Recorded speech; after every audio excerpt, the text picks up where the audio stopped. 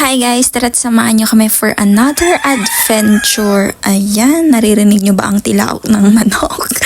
But before that, special thank to my sister-in-law MJ sa pag-around the island sa akin dito sa Hawaii. Of course, together with my husband, Marvin.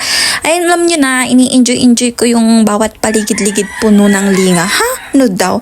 Kaya nag-voice record na ng lola nyo. It's time for pineapple train tour. Alam nyo ba guys, just a short, a little knowledge or history about the Dole Plantation in Oahu, Hawaii. It was established in 1950. Nagsimula lang din sila sa maliit na stand sa pagbebenta ng pineapple.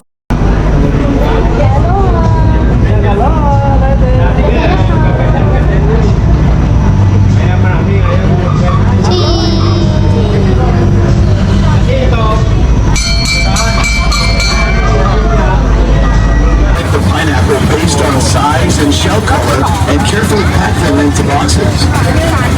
So, now if you see fields with pineapple growing in them, these are fields that will soon be harvested.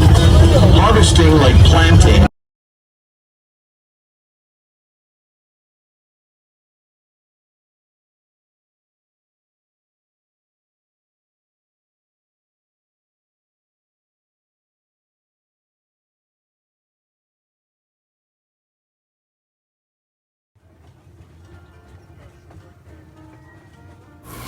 And you know what guys, the plantation became more formally developed as a tourist attraction after James Dole, a prominent figure in Hawaii's agricultural history, built the site.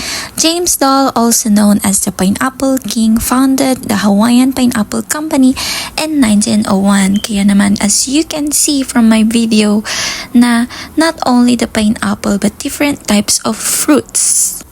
Initially, the plantation was simply a farm, but as tourism grew in Hawaii, it expanded to offer attractions like the famous Pineapple Garden Maze and the Pineapple Express Train Tour, making it a beloved destination for visitors to learn about the history of pineapple farming in Hawaii while enjoying the tropical surroundings.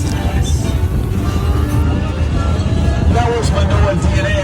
Official theme song for this coffee and other agricultural products. Hear the story of James Dole, whom some call the Pineapple King.